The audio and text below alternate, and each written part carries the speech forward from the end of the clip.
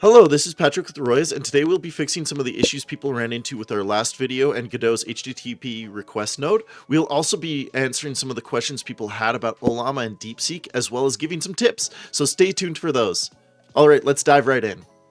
Okay, first thing we gotta do is delete this HTTP request node. We don't need it anymore, and then we'll make just a regular node underneath the parent node, and we'll rename it to LLM HTTP, and then we'll set it to access as unique name.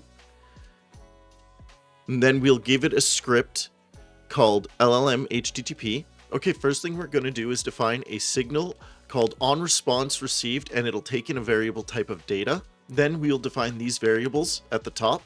Then we'll make a function to initiate our HTTP client called init HTTP client that takes in a URL and a port as parameters. Then we'll call HTTP client.connectToHost, passing in the URL and the port. Okay, now we'll make a function to query Ollama called queryLLM that'll take in a URL extension and some fields.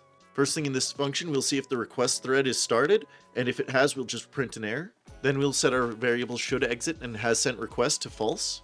Now we're going to create a callable with the function that we are about to make right after this, and we will bind our URL extension and fields arguments that we took in at the top of this function to it. And finally, we'll just start our request thread with the callable.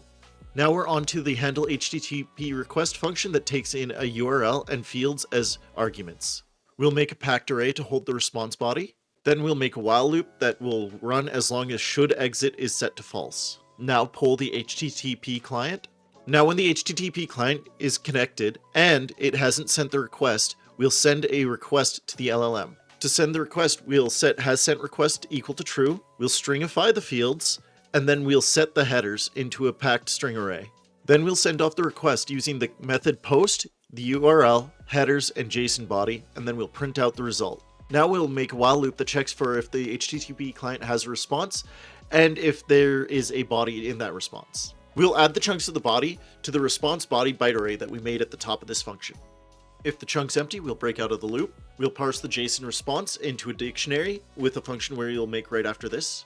Finally, we'll use call deferred to pass our dictionary to a function we'll make called process response, and we'll add an operating system delay of 16 milliseconds to not overload the CPU. To parse the JSON into a dictionary, we'll make a function called parse data to dict, and then take in a argument called data that'll be of type packed byte array and return a dictionary.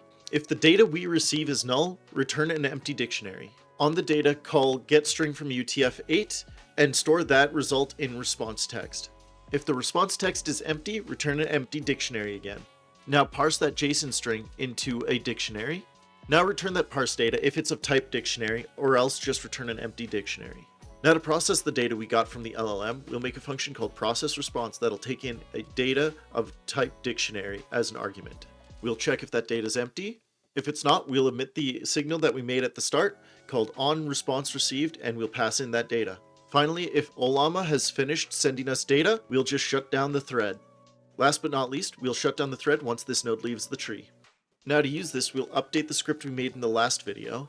First thing we got to do is update the export URL that we had to these three variables, remove the header variable, remove the IP resolve hostname line, and set the stream to true. Setting the stream to true allows us to receive one word at a time from the LLM rather than waiting for the whole response to complete.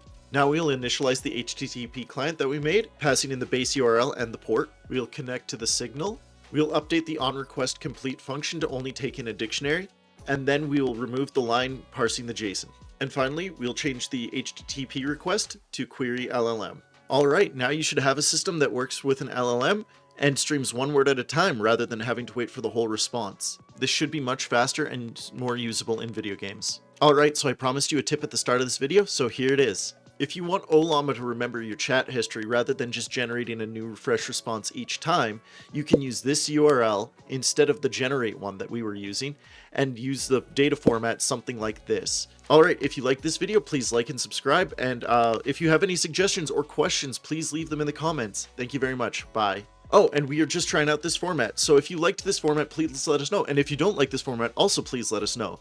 Thank you very much.